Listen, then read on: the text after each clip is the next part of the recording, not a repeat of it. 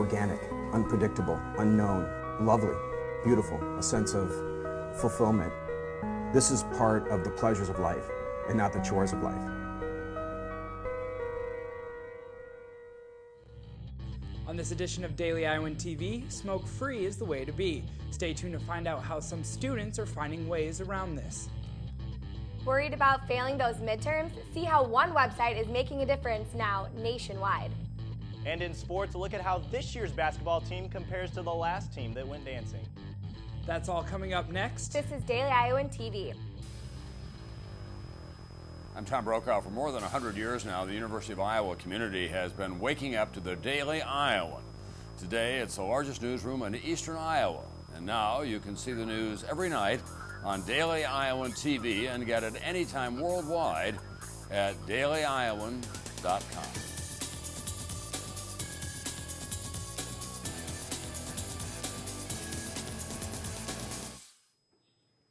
Good evening and welcome everyone. I'm Stephen Duran. And I'm Laura Gibbs.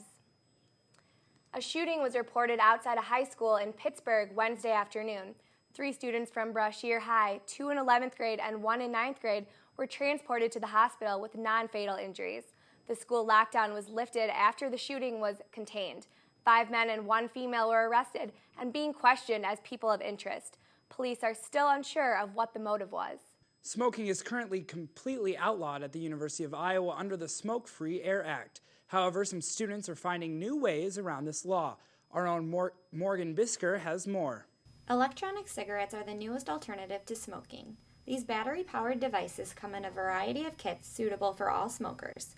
With the average startup of about $50, e-cigs contain no tar, no chemicals, just nicotine.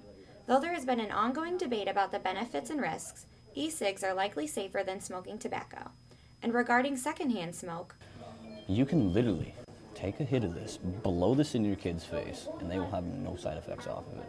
The reason why is because there's nothing in it. That's just water vapor. Water vapor is the only thing being released into the air. However, some people are still uncomfortable with the idea of someone smoking what seems to be a typical cigarette just anywhere.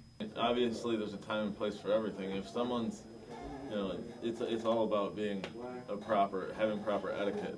The UI has been asked to have a campus conversation this fall, and while the university doesn't have an opinion in stance at this time, Joan Troster, the Director of Human Resources, says that we're just trying to gain information from our campus, as well as trying to gain information from what becomes available.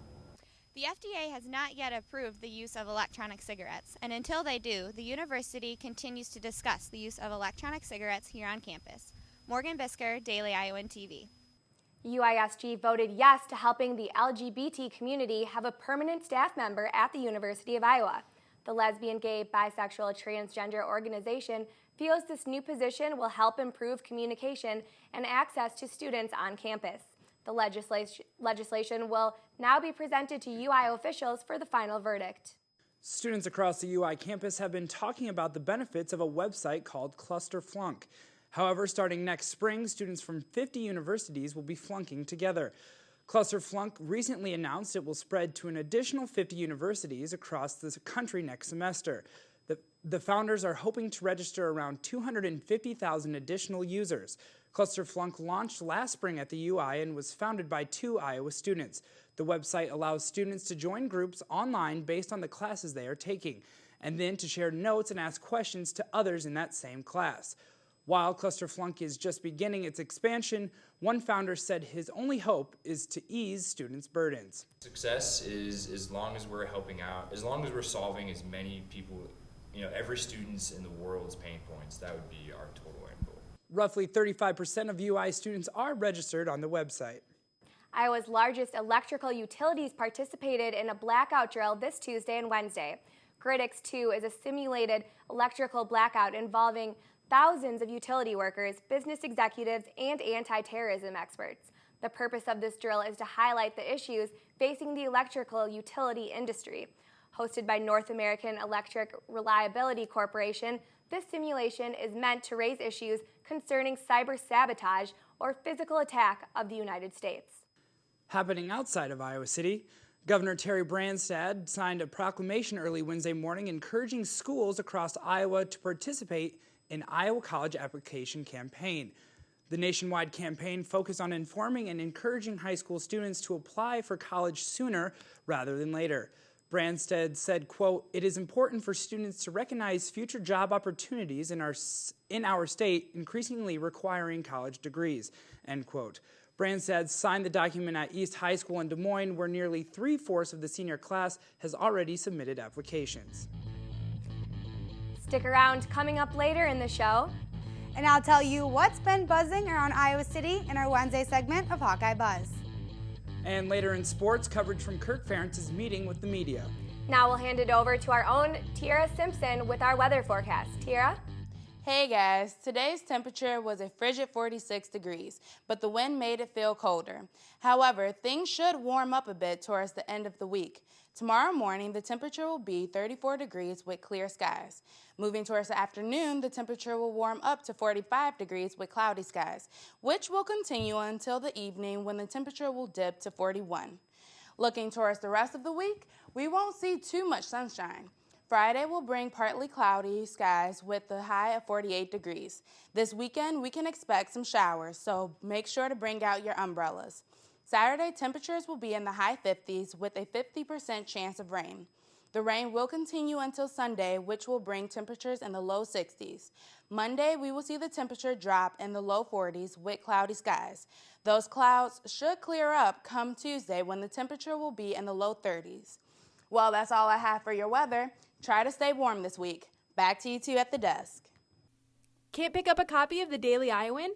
Are you worried about how you're going to find out about the latest news in Iowa City and the University of Iowa? Well, look no further. You can download the Daily Iowan mobile app on your iPhone for the area's best news coverage. And you can also read and watch us on your iPad. You can always find current and past Daily Iowan stories at dailyiowan.com.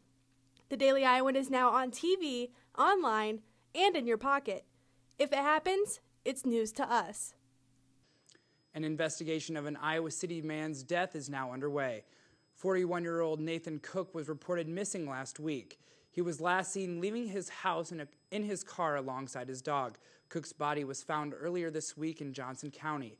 Members of his family claim they have not heard from him since November 1st.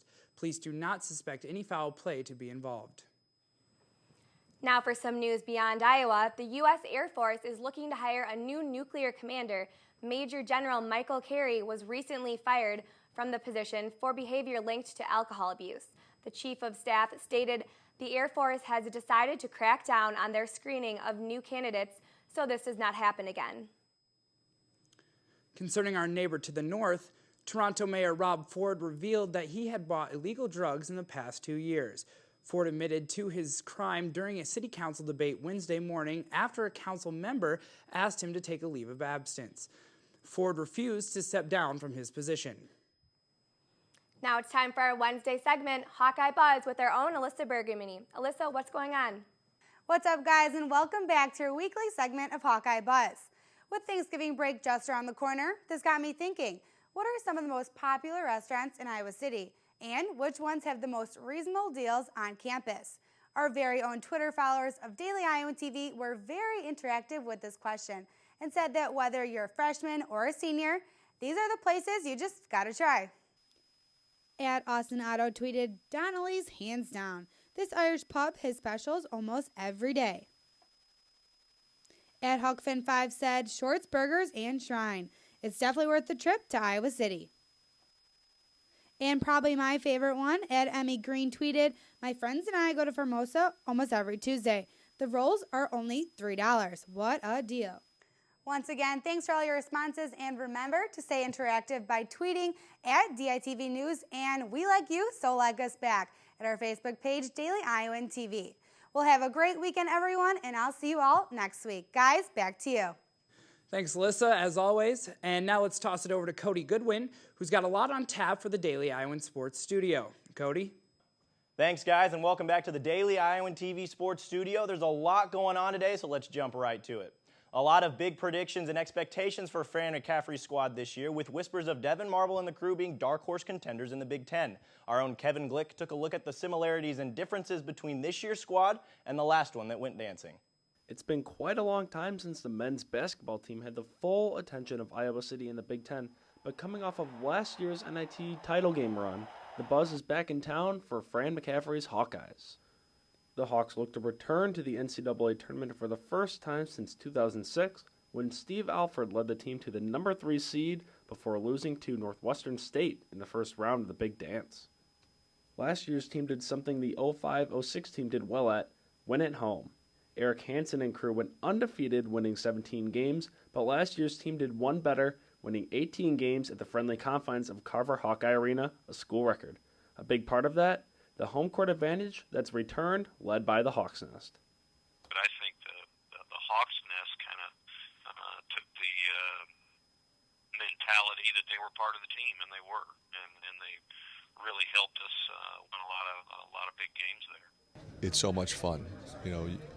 People want to go to Carver Hawkeye Arena and watch this team play. They want to enjoy that atmosphere. They want to experience their ability to impact the game. While the coaching style of Steve Alford and Fran McCaffrey are radically different, there are some similarities between the Big Ten championship team and this year's squad. Personnel-wise, I see a lot of similarities. Iowa had the three-headed monster in Bruner and Horner and Haluska, and now you've got Marble and McCabe and Basami, and to a certain extent, Aaron White, who's only a junior but plays like a senior because he started from the first day he stepped on campus 3 years ago. A Big Ten title may be too much to expect with the talent level and the competition of the Big Ten this year, but it's nice to hear the squad is even in the conversation. You know, Fran has said that we welcome that, we endorse that. Why wouldn't you? I mean, it's been a while since the Hawks have been compared favorably with some of the other teams that you're seeing ranked. Kevin Glick, Daily Iowan TV Sports. I must say, watching those highlights makes me excited for basketball season. The men's team returns to the court tomorrow night versus Maryland Eastern Shore. However, there are hoops on tap tonight as Bluter's Bunch takes on Arkansas Pine Bluff, tonight in Carver Hawkeye Arena at 7 p.m. The black and gold will try to keep their momentum after the weekend's exciting overtime victory over number 14 Dayton, and Sam Logic will look to back up her Big Ten Player of the Week honor. Kirk Ferentz and players met with media today despite the bye week. Here are a few highlights. If we played this week, we have one guy that might be doubtful, but we're not playing this week, so that's good news. And I think that player should be good to go on Sunday, so hopefully we'll be ready to roll. Paving our own way this year, but it's definitely a bit more upbeat. People's attitudes are a little bit more energetic, and like I said, we're just focused about the 2013 season and not looking back in the rearview mirror. The goal is the same every week, really. At the beginning of the season, it's win as many games as we can, play for championships, and if that's ever not on the table, then it's win week by week and just try to build for that next run, whether that's in the postseason or whether that's next year. And that's what we're doing right now. We're just trying to put wins back together and hopefully get this team to a point where maybe it can be remembered for doing something special. Finally, James Morris, who we just saw there, was named a Lott Impact Trophy semifinalist today. The award honors defensive players who perform on and off the field, in the classroom, and in the community. This is coming off the news that he was just a finalist for the Danny Warfel Trophy. The senior has done a little bit of everything this season, racking up 76 tackles, 5 sacks, 3 interceptions, 2 forced fumbles, and 2 fumble recoveries. Nice job, James. And that's all we have for tonight, but tune in tomorrow as we preview the weekend in men's basketball. For now, back to you guys at the desk. We're bigger, we're deeper, and we're more experienced than we've ever been. Here's White, ducks it through. Cummins gets the step on the drive, score it, and a foul. With the playback to Aaron White.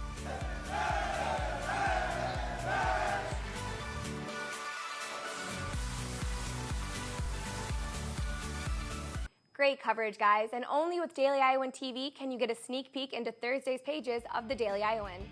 Check out a full profile on women's junior basketball player Samantha Logic. And learn about Senator Joe Balcom's re-election fundraiser. Well, that's your most current edition of Daily Iowan TV. Be sure to check us out anytime online at dailyiowan.com. Thanks for watching, everyone, and have a good night.